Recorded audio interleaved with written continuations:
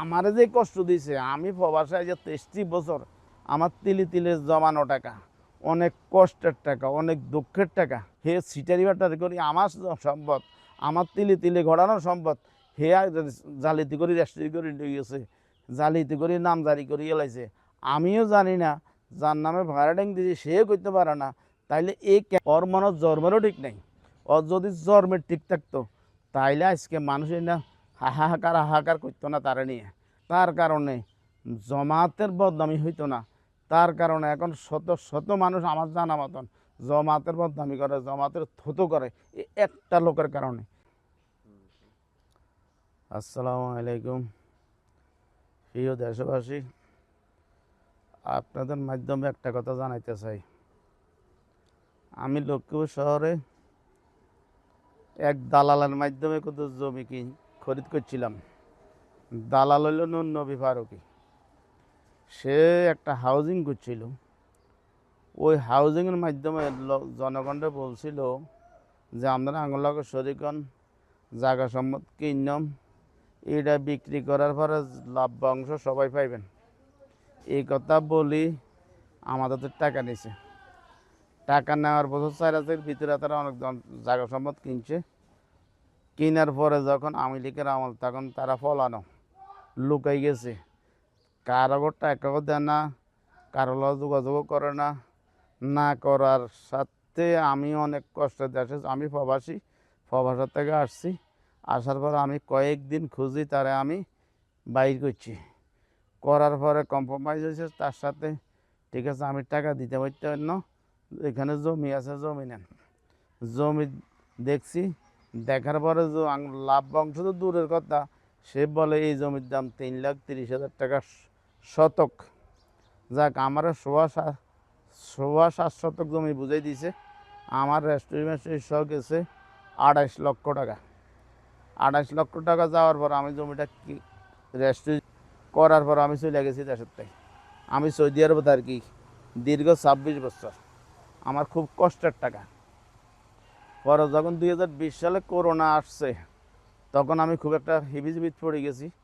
আমার বিদেশের ব্যবসা বাণিজ্য ড্যাম খাই গেছে, আমি চলতে কষ্ট, অথবা আমি দেশে কত জায়গা কিনছি।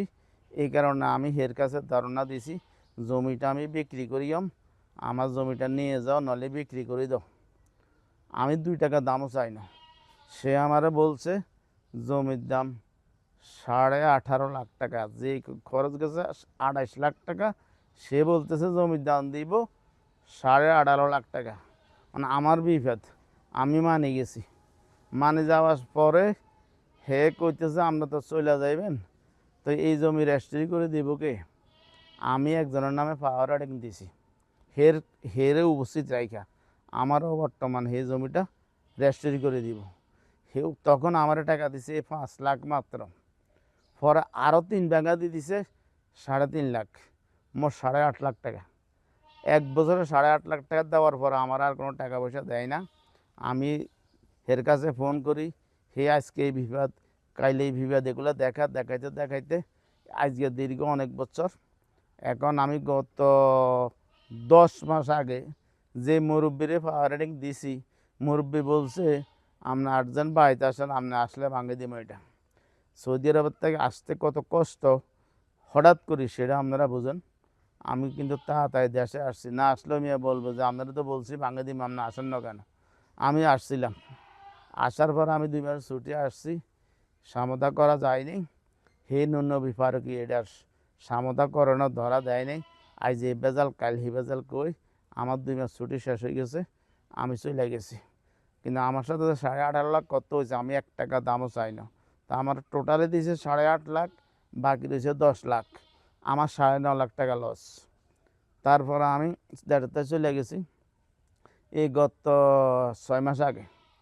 যাওয়ার পরে এই দীর্ঘ 1 মাস আগে আমি হঠাৎ করে শুনি এই জমিটা যার নামে পাওয়ার রাইটিং দিছি হে তো এখন মালিক, হে রেজিস্ট্রি করে দিলে না, এটা আরেকজনে পাইব। এখন ওই লোকে বলে যে আমি রেজিস্ট্রি দিই নেই, আমি কইতে পারি না, কিন্তু হে সিটারি বাটপারি করি, হে কেমনে জমি সাইটেশন রেজিস্ট্রি করে নিয়ে গেছে, অতএব ওই জমা খারিজও করে বলাইছে, সেটা আমি জানি না।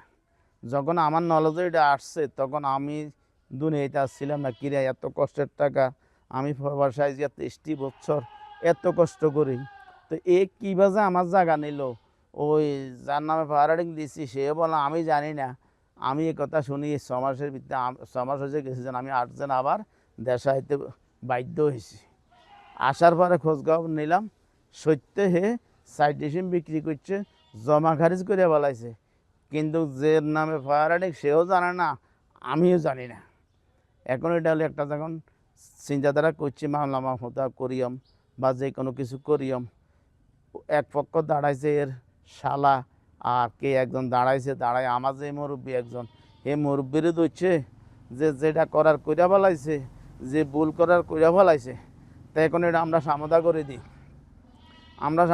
দিই সামদা করবো কেমনে এখন আমার টাকা দিব 9 লাখ বাকিটাও রেজিস্ট্রি করে দিত আমার জমি সে কীভাবে রেজিস্ট্রি করে নিছে সে বলতে হবে আমি এডালাই মামলা করিয়াম এটার জন্য যে ফার্ডিং দিছি হেমিও সাক্ষী দিব যে আমি তো রেজিস্ট্রি দিয়েই না কীভাবে নিছি এই নুননবী ফারুকের কারণে জমাতের নাম শুনলেও মানুষ এখন থুতু মেলা এই লোকটার কারণে অনেক মানুষ জমাতের নাম শুনতে পারে না এই লোকটা লাইন বেদব মনে আমাদের লক্ষ্মীপুরের উত্তর অঞ্চলে আমার মনে আর একজন বিশ্বে পাওয়ার মতো না একটা লোকও পাওয়া যাবে না সে যে বেদবি করছে শুধু আমার সাথে না এর হাজার হাজার মানুষের টাকা মারে দিয়েছে ওই হাউজিং করছে মানুষের টাকা নিয়ে জমি কিনছে এখন মানুষের সাথে ধরা দেয় না মানুষের টাকা পয়সা দেয় না মানুষে ফোন করলে মানুষের ফোন ধরে না লুকাই থাকে এই কারণে এখন জমাতের কথা শুনলে মানুষ থো মেলা অথবা এই একটা লোকের কারণে জমাতের মান সম্মান ইজ্জত সব কিছু চলে গেছে এই একটা লোকের কারণে তো জমাতে যে মুরব্বীরা আছে উর্ফের দরের লোক আছে তার উর্ফের দরের ভালো ভালো লোক আছে জমাতের মধ্যে কি ভালো লোক নাইনি এই যে এত সিটারি বাটপারি করে এই যে এত মানুষের ইত্রামি ফাতরামি করে হে নিজেরটা চিন্তা করে হলো 20,000 জনগণের টাকা মারে দিন জনগণের কষ্ট দিই এগুলা কি বড়ওয়ালাদের কানে যায় না বড়ওয়ালারা কি শোনে না আর আমারে যে কষ্ট দিয়েছে আমি প্রবাসায় যে 23টি বছর আমার তিলে তিলে জমানো টাকা অনেক কষ্টের টাকা অনেক দুঃখের টাকা তো আমি জমি কিনছি টোটালি 28 লাখ টাকা এখন সর্বশেষ এদিনকে আমি ইট করি আমার টাকা দিয়েছে টোটালি 17.5 লাখ টাকা 11.5 লাখ টাকা ক্যাশ নাই হ্যাঁ বহুত কথার পরে হেতে জমি সিটারি করে রেস্ট্রি লেগেছে ঝাপা যেতার নামে ভাড়া দিয়েছি সেই লোকে বলো আমি জানি না কেমনি রেজিস্ট্রি করে নিয়েছে তো এই লোক তো বিশ্ব সিটার কইলেও লাভ হইব এর জনগণের জুতা দিয়ে ফিরলে তার সম্মান ইজ্জত থাকতো মানে সম্মান ইজ্জত নাই জুতা দিলে কি সম্মান যাইবে হে সিটারি বাটারি করি আমার সম্পদ আমার তিলে তিলে ঘোরানো সম্পদ হে জালিতি করে রেজিস্ট্রি করে নিয়ে গেছে জালিতি করে নাম জারি করে এলাইছে আমিও জানি না যার নামে ভাড়াটিং দিয়েছে সেও করতে পারে না তাইলে এই কে জন্ম দিছে কোন মা ফেটে লইছে কোন বাপের জন্ম আমার মনে হয় হের বাপও খারাপ হের মাও খারাপ হে গোষ্ঠীর মিন্ডে সেই গোষ্ঠীর এই লোকটা নৈভারি গেলে সবচেয়ে খারাপ নিকৃষ্ট বেয়াদব ওর মনে জন্মেরও ঠিক নেই ওর যদি জন্মের ঠিক থাকতো তাইলে আজকে মানুষের না হাহাকার করতো না তারা নিয়ে আর তার কারণে জমাতের বদনামি হইতো না তার কারণে এখন শত শত মানুষ আমার জানা মতন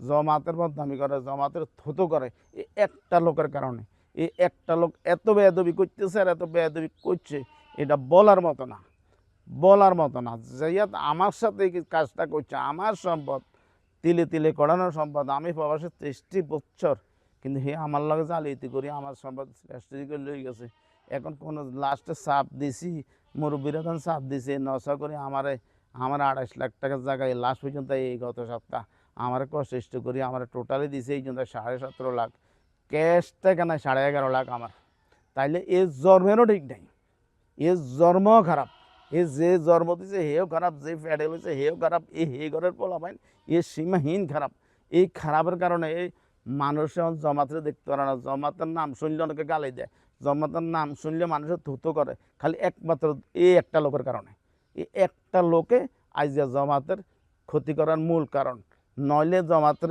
অনেক লোকে ভালোবাসতো অনেক লোকে ভালোবাসে এখনও মানুষ সম্মান করে কিন্তু এই লোকটার কারণে আজকে মানুষের থুতু করে এই লোকটার কারণে, সবাই থুতু মেলায় এই লোকটারে, কারণ এই লোকটা মানুষের সাথে এমন ক্ষতি করছে, এমন আচরণ করছে, এটা বলার মতো না।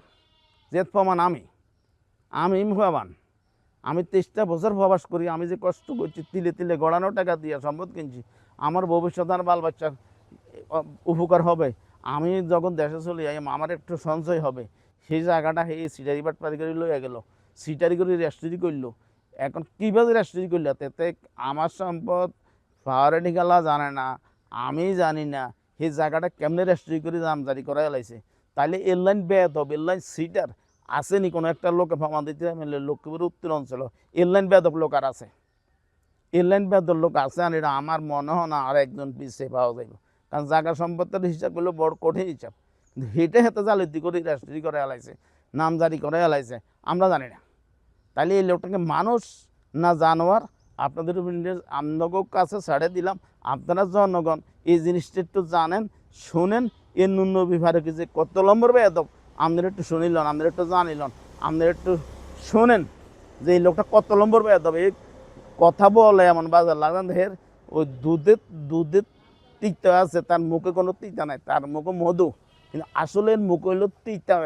তার লাইন বেয়াদব লোক কম আছে, এর বেয়াদব আমাদের লক্ষ্মীপুর ডিস্ট্রিক্ট মানুষ আর পাইতাম না, এই এমন একটা মানুষে।